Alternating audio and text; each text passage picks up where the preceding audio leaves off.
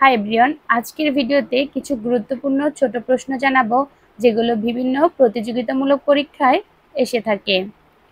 ঘূর্ণিঝড় রেমাল বালু এর নামকরণ করেছে কোন দেশ? ওমান। আরামকো কোন দেশভিত্তিক তেল কোম্পানি? সৌদি আরব।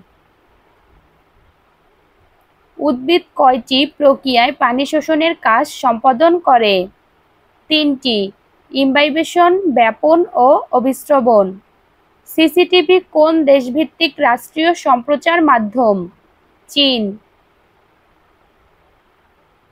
গাজাখ সীমান্ত অঞ্চলটি কোন দুটি দেশের মধ্যে অবস্থিত? Armenia, Azerbaijan.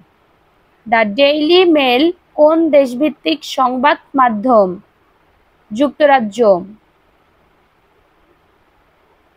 ঐতিহাসিক স্থাপনা নর্থ ব্রুক হল বা লালকুঠি কোথায় অবস্থিত? ঢাকা। হলহলিয়া নদী কোন জেলা দিয়ে প্রবাহিত হয়েছে? কুড়িগ্রাম। ঢেপা নদী কোন জেলা দিয়ে প্রবাহিত হয়েছে? দিনাজপুর। সম্প্রতি কোন দেশ কাঠের তৈরি কৃত্রিম উপগ্রহ উৎক্ষেপণের ঘোষণা দিয়েছে? জাপান। সম্প্রতি কোন দেশ জাপানের সাথে পরমাণু অস্ত্র ধ্বংসের চুক্তি বাতিল করেছে? রাশিয়া। লাঠির টিলা সংরক্ষিত বন কোথায় অবস্থিত? মৌলভীবাজার। পিআইবি এর পূর্ণরূপ কি? Press institute bungalow. তাইওয়ানের বর্তমান প্রেসিডেন্টের নাম কি? লাই চিং-তে। বাংলাদেশ ধান গবেষণা ইনস্টিটিউট উদ্ভাবিত জিএমও ধানের জাত কোনটি? BRI-29 golden rice. দেশে বর্তমানে কতটি ইকো পার্ক রয়েছে? 9টি। মশা প্রজননের জন্য উপযুক্ত তাপমাত্রা কত?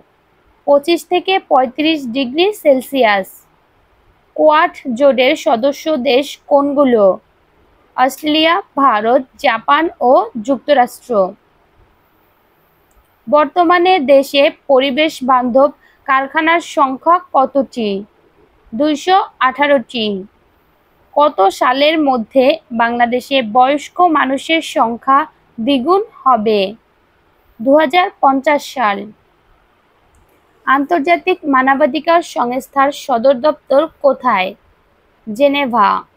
বিশ্ব থাইরয়েড দিবস কবে পালিত হয়? 25শে মে। হাকালুকি হাওরের আয়তন কত? 18,386 হেক্টর। জাতীয় কবি কাজী নজরুল ইসলামের জন্ম তারিখ কোনটি? 24শে মে 1899 সাল। বিইএ এর পূর্ণরূপ কি? বাংলাদেশ অর্থনীতি সমিতি।